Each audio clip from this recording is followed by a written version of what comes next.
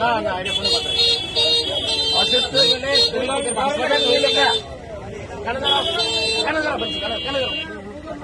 হলে উঠা বসো যা আর কোনদিন রোজা ভাঙবো না ধরো বসো বসো যা আর কখনো রোজা ভাঙবো না কেন থাকবে তো যাও ওই দেখো এটা কমে গেছে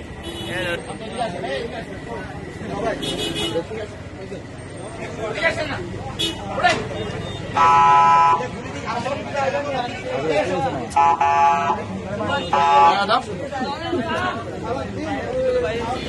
মুখের মধ্যে দাড়ি তারপরে বয়স কিরকম দেখেন মৃত্যুর ভয় না চুল পাকিয়ে গেছে রোজা কেন রাখেন না আপনি মুসলমান না আপনি মুসলমান আপনার ছেলে সন্তান আছে না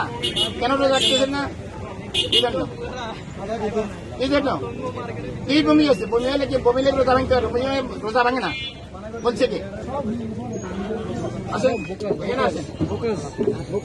আর কখনো রোজা ভাঙবেন জীবনে ভাঙবেন না কেন ধরেন ধরেন এই পয়সা আপনার দিয়েছে শাস্তি কেন ধরেন উঠে বসেন বসেন কেন ধরেন আর কখনো রোজা ভাঙবেন না বসেন মৃত্যুর ভয় নাই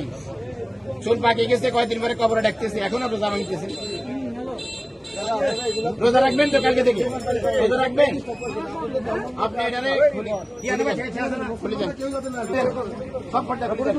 ওপেন করবেন তাদের জন্য কোনো বাধা নেই।